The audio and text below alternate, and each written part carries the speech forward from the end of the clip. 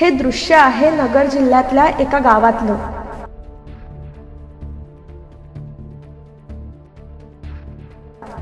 पाण्याचा टँकर आला की पळापळ ही व्हायचीच। टँकर आल्यावर मागे धावणारी ही छोटी छोटी मुलं, स्त्रिया, वयोवृद्ध। बाळ रडतंय पण आईला त्याच्याकडे लक्ष देता येत नाही। कितीही जीव कळवळला तरी तिला माहिती आहे की तिनं पाणी भरलं नाही तर सगळ्या घराला पाणी मिळणार नाही। त्यामुळे ह्या लहानग्या बाळाला कडेवर घेऊन तिला ही टँकरवरची कसरत करावी लागते। तसंच हे आजोबा सुद्धा, यांची मुलं शिकून शहरात स्थिरावलेली, पण शहरात मन रमत नाही म्हणून हे परत गावाकडे आले। तर आता गाव ही अशी त्यांची सत्व परीक्षा पाहतंय। सायकलवर 2 कॅन घेऊन टँकर पाशी येईपर्यंत टँकरचं पाणी संपून जातं। पाण्यासाठी होणाऱ्या तू मैमेमध्ये बरंचसं पाणी वाया गेलेलं। पाण्याचं दुर्भिक्ष एवढं जास्त की जास्तीत जास्त पाणी मिळवण्याच्या नादात सामाजिक भान विसरून हमरी तुमरीवर येणारे हे लोक पाहिले की मग तिसरं महायुद्ध पाण्यावरून होणार याची खात्री पटते।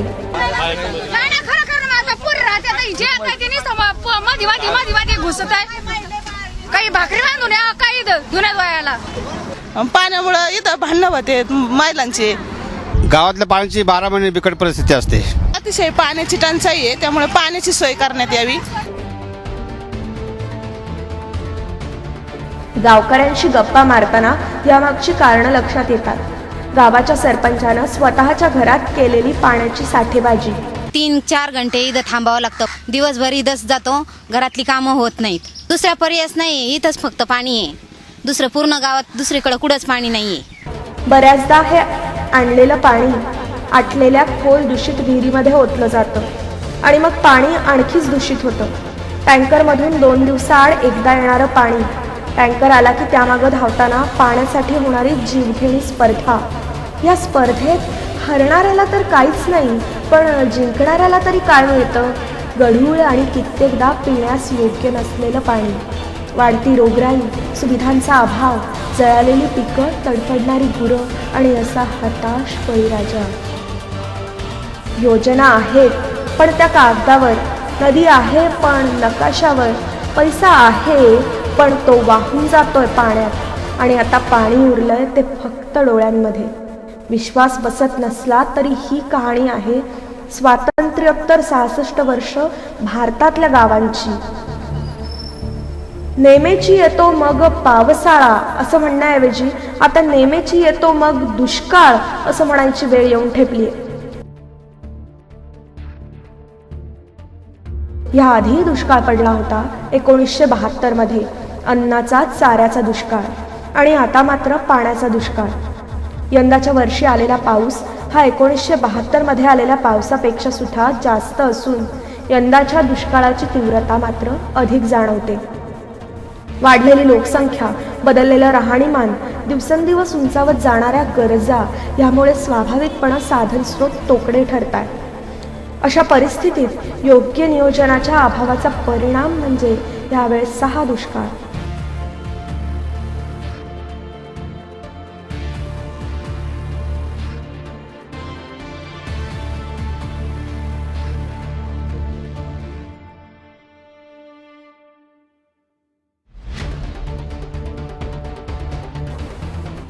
राष्ट्रीय स्वयंसेवक संघाच्या जनकल्याण समितीचा जन्म हा दुष्काळातलाच। 1972 मध्ये स्थापन झालेली दुष्काळ विमोचन समिती पुढे यथार्थपणे जनकल्याण समिती म्हणून विस्तारत गेली। आपत्ती विमोचन हे त्याचा एक प्रमुख भाग आहे। जनकल्याणची स्थापना जी 1972 साली झाली तीच मुळामध्ये 1972च्या दुष्काळात केलेल्या कामामुळे। त्यामुळे यावर्षी ज्या वेळेला महाराष्ट्रात भीषण दुष्काळ पडला त्यावेळेला जनकल्याणने त्याच्यात मोठ्या प्रमाणात दुष्काळ निवारणासाठी कार्य हाती घेतलं। सद्यस्थितीमध्ये दुष्काळ विमोचन समितीशिवाय जनकल्याण रक्तपेढी, जनकल्याण रुग्णोपयोगी साहित्य केंद्र, बाळ गोकुळ संस्कार शिबिरे, मोफत आरोग्य तपासणी शिबिरे अशा विविध स्तरांमध्ये जनकल्याण समिती कार्यरत आहे। ब्लड बँका, मोठे हॉस्पिटल, शाळा आणि इतर अनेक जवळजवळ 1500 कार्य चाललेली असतात। शिक्षण, संस्कार, आरोग्य, स्वावलंबन आणि आपत्ती विमोचन अशा 5 घटकांवर जनकल्याण समिती काम करते.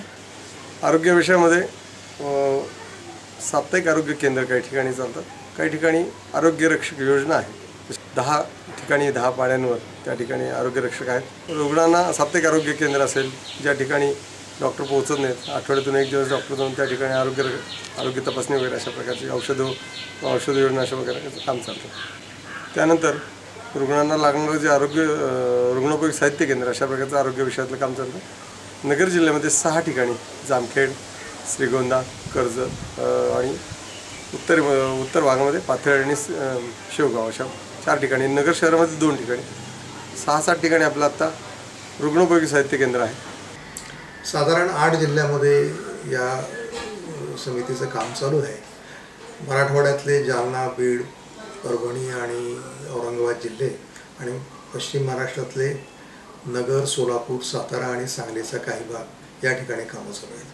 टाक्या वाटप करणं, जनावरांसाठी चारा उपलब्ध करून देणं, गुरांच्या छावण्या सुरू करणं, दुष्काळी भागातील विद्यार्थ्यांसाठी अन्नपूर्णासाठी मेसची व्यवस्था करणं, गुरांना पशुखाद्य उपलब्ध करून देणं, जंगली जनावरांसाठी पाणवठे तयार करणं अशी वेगवेगळी कामं जनकल्याण समितीतर्फे करण्यात आली. नगर हा महाराष्ट्रातील दुष्काळग्रस्त जिल्ह्यांपैकी एक.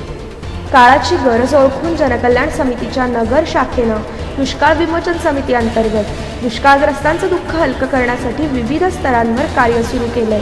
एक योजना तयार केली. त्या योजनेनुसार सगळ्यात आधी पहिलं काम असं नवनीत जलकुंभ योजनेच्या माध्यमातून पिण्याच्या पाण्यासाठी लोकांना 5000 लिटर क्षमतेच्या टाक्या द्याव्यात. या 2 योजना निवडायचं कारण महत्त्वाची गरज असतीच होती की प्रत्येकाला पाणी 1 महिना 2 महिन्यानंतर मिळेल आणि हे प्रेडिक्शन आधी झाल्यामुळे की ते सगळ्यात पहिल्यांदा ती जोर लावून आम्हाला ते हातीच घ्यावं लागेल. ज्येष्ठ स्वयंसेवक श्री नवनीतभाई गुजराती यांच्या प्रेरणेतून सुरू झालेल्या नवनीत जलकुंभ योजनेअंतर्गत श्रीगोंदा, पाथर्डी, शेवगाव, जामखेड, पारनेर आणि अहमदनगर अशा तालुक्यांमधील 41 गावांमध्ये पाण्याच्या 5000 लिटर क्षमतेच्या टाक्यांचं वाटप केलं गेलं. या योजनेमुळे टँकर आल्यावर गावकऱ्यांची होणारी धावपळ बऱ्याच प्रमाणात कमी झाल्याचं आढळून आलंय. तसंच गावासाठी पाणी साठवण्याची जिथून आपापल्या सोयीनुसार जसं लागेल तसं पाणी घेता येईल अशी हक्काची जागा निर्माण झाली. दुष्काळ साधारण 3 महिन्यापासून भीषण दुष्काळाची टंचाई या ठिकाणी जाणवते आणि या गावची लोकसंख्या साधारण 1200पर्यंत असणार आहे.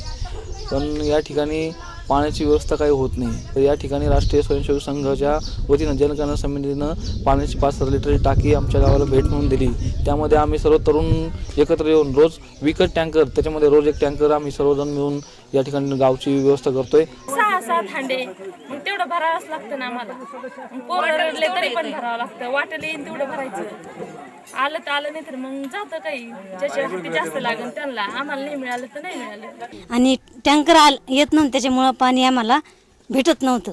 काही कामत असतं ना माणूस, त्याच्यामुळं पाणी म्हणजे भेटत नव्हतं ना. आणि या टाकीमुळं पाणी आता कवर पण न्यायला जमतं. बरेच वेळ बघायला लागत होती ना वाट. आणि कधी कधी पाणी पण नसतं ना टँकर नाही आल्यामुळं. आमची इथं पण महिलाचा खूप त्रास होता. त्यांना पाणी नेता येत नव्हतं. टँकरची वाट पाहत बसत होते आम्ही. त्यामुळं आम्हाला त्रास होत होता पाणी न्यायला. त्या आता टाकी आल्यामुळं आमचं खूप व्यवस्था झाली.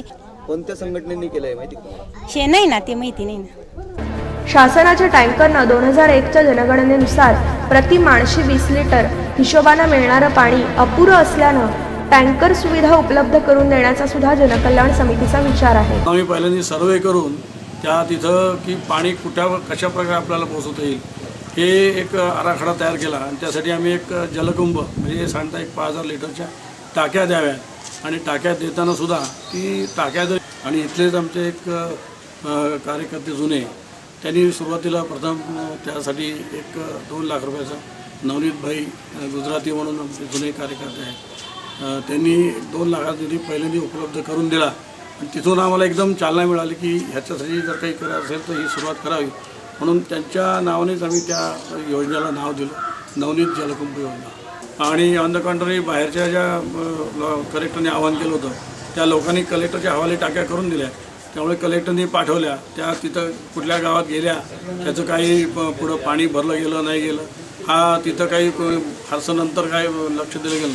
पण आम्ही कलेक्टरच्या मागं लागून त्यांच्याकडनं एक पत्र घेतलं की ह्या टाक्या तुम्ही इथं आम्ही अशा गावाला दिल्या आहेत, असे आमचे संपर्क तिथं आहे, लोक आहेत तिथं, आमचे कार्यकर्ते आहेत, त्यांच्यामार्फत ह्या टाक्या भरून द्यायची व्यवस्था करावी. पहिल्यांदा आम्हाला कलेक्टरने आपलं सहीचं पत्र दिलं 40 ठिकाणी आणि तिथल्या तहसीलदारांना ह्याला तिथं सांगितलं की यांच्या टाक्या भरतील अशी व्यवस्था करा.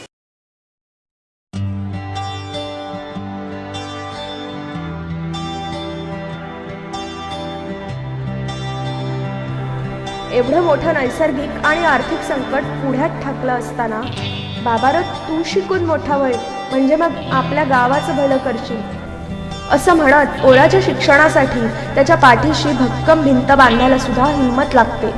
आणि मग अशाच गावामधली मुलं शिक्षणासाठी शहरामध्ये येतात. क्लासच्या कॉलेजच्या फी, राहण्याचा जेवणाचा खर्च सांभाळत दुष्काळी परिस्थितीशी 2 हात करताना शिकण्याची दुर्दम्य इच्छाशक्ती बाळगणाऱ्या महत्त्वाकांक्षी मुलांसाठी जनकल्याण समितीनं अन्नपूर्णा योजनेचं आयोजन केलंय. 3 एप्रिल ते 16 मे पर्यंत सुरू असणाऱ्या ह्या योजनेअंतर्गत CET क्रॅश कोर्ससाठी नगर येथे आलेल्या 40 विद्यार्थ्यांच्या सकाळ आणि संध्याकाळच्या जेवणाची सुविधा मोफत उपलब्ध करून दिली आहे.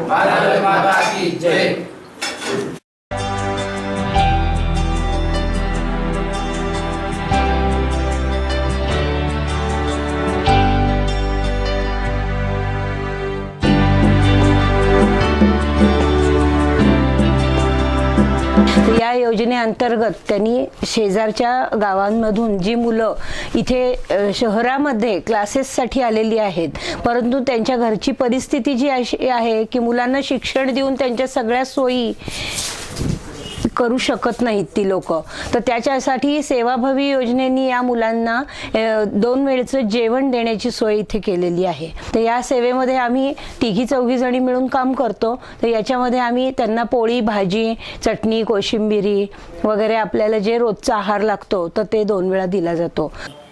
आणि हा दुष्काळी भाग हा आपला नगर जिल्हा तसा दुष्काळीच आहे, पण ह्यावर्षी जास्त दुष्काळ असल्यामुळे आपल्या संस्थेने जे ठरवलं की बाबा ह्या मुलांना काहीतरी मदत व्हावी या दृष्टीने आपण काम करावं आणि त्याचं मला बरं वाटलं म्हणून मी या इथे कामाला येते.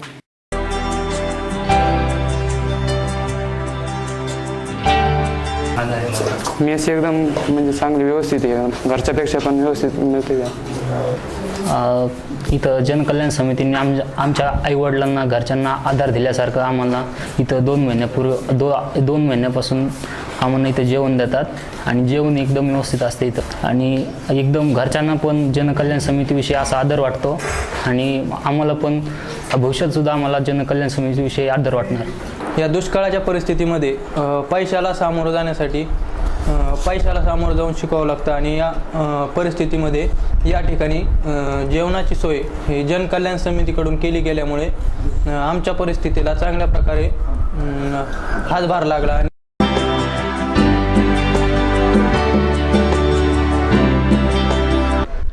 या ठिकाणी 45 विद्यार्थी दररोज सकाळी 12 वाजता आणि संध्याकाळी 7 वाजता या ठिकाणी जेवायला येतात. अन्नपूर्णा योजनेचं इथं सुरुवात करायची होती म्हणून त्याप्रमाणे आम्ही जी सुरुवात केली तर त्यावेळेला आम्हाला दुष्काळाचाही तीव्रतेने चटके बसलेले लोकांना पाहिले. ज्यांना आपल्याला शक्य होईल अशा लोकांना जेवढी मदत करता येईल तेवढी करू.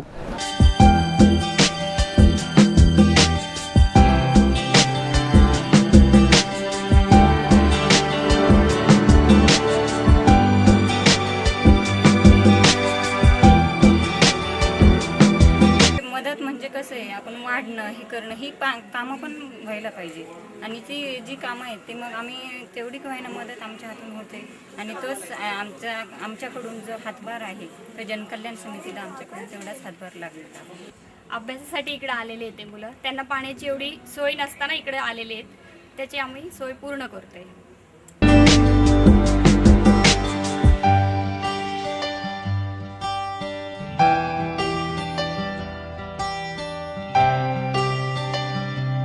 तरी माझे 3-1 हजार खर्च झाले आणि त्यानंतर मला घरच्यांनाही मला पैसे मागूशी वाटणार. मी तर पहिल्यांदा असं बघितलं की माणसाच्या रूपात देव असतो हे मला इथे आल्यानंतर कळाले.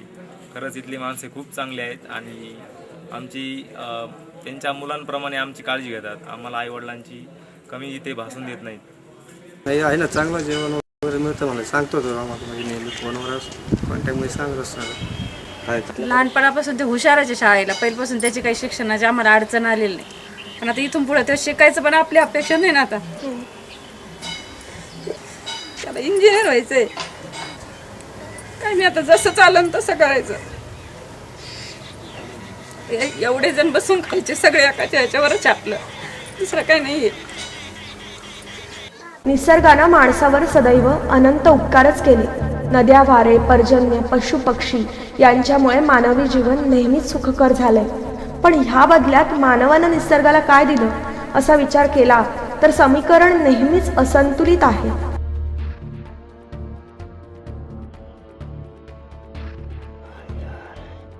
दुष्काळाची सर्वाधिक झळ पोचतीये ती मुक्या जनावरांना.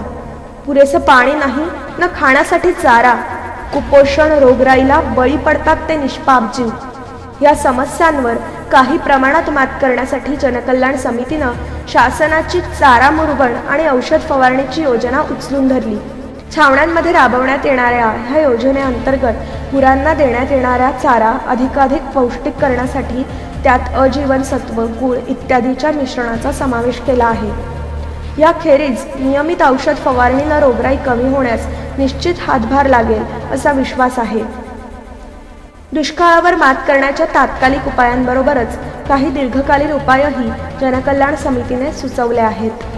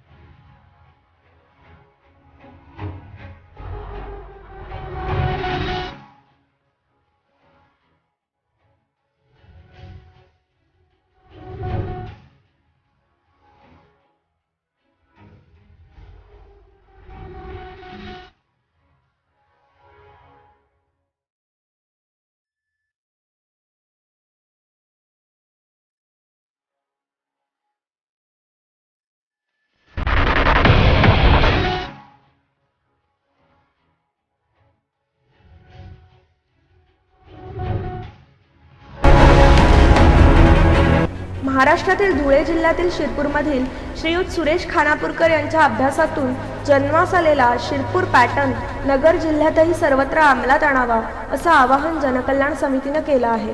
त्यासाठी 23 आणि 24 एप्रिल रोजी नगर जिल्ह्यातील गावांमधील 50 प्रतिनिधींची शिरपूर इथे सहल आयोजित केली होती.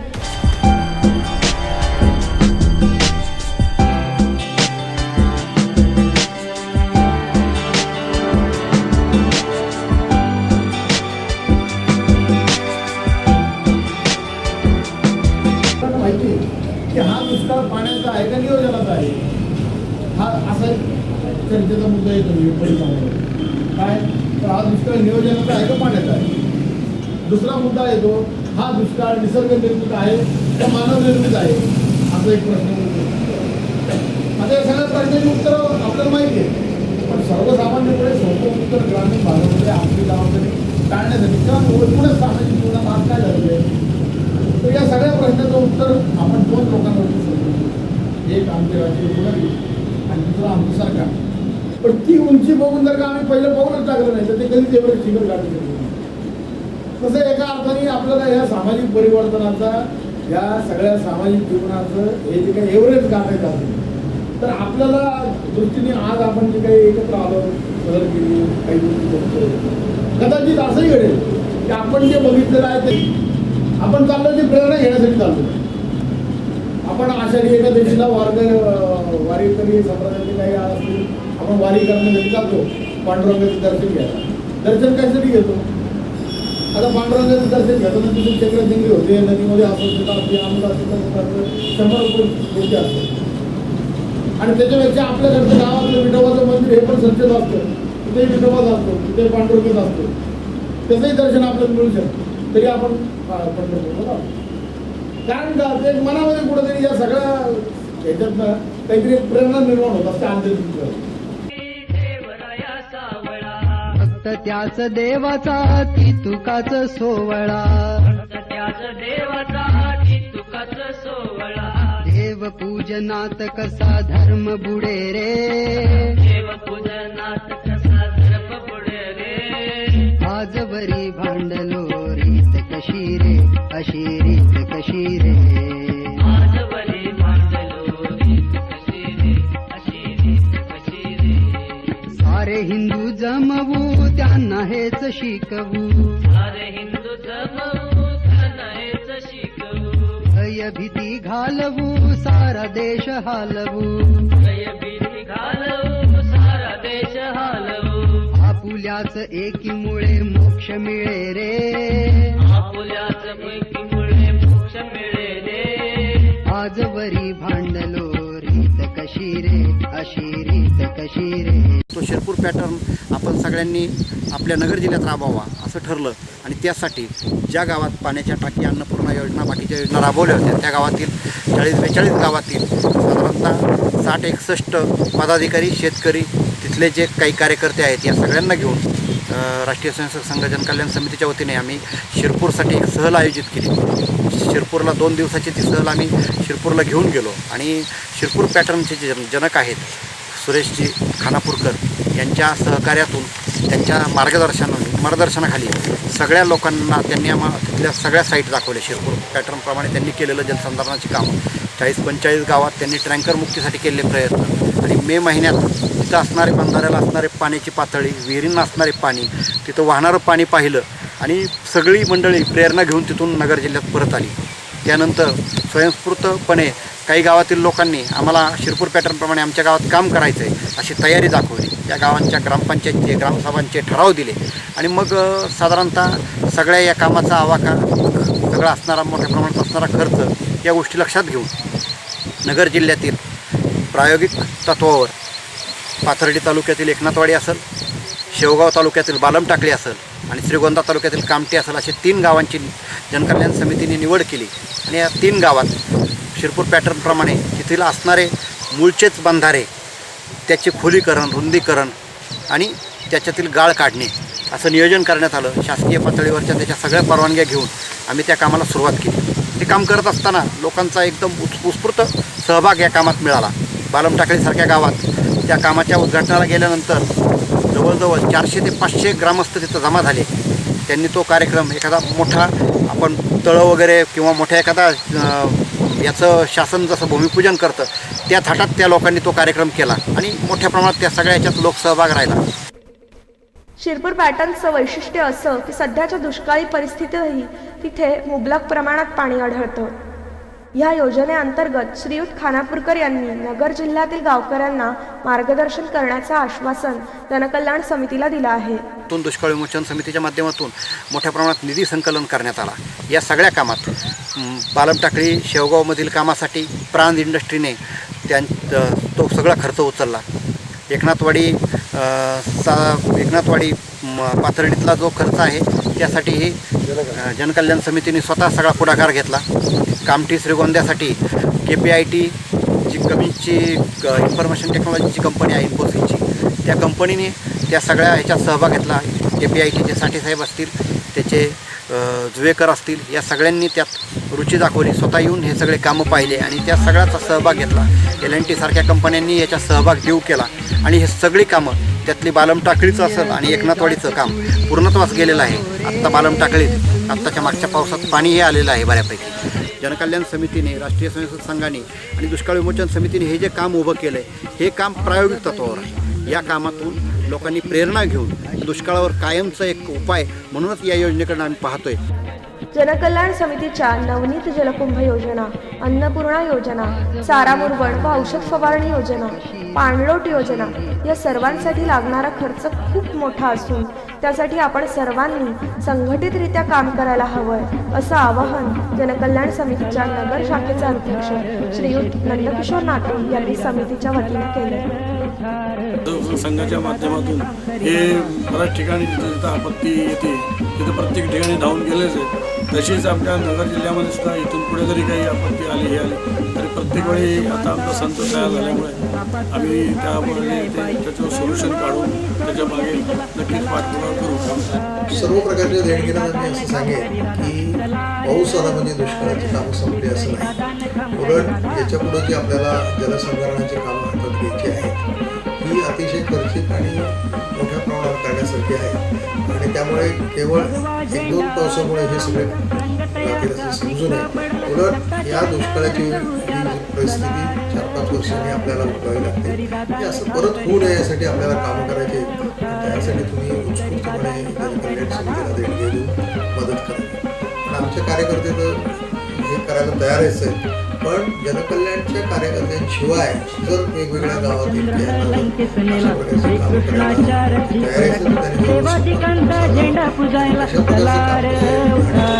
असेल तर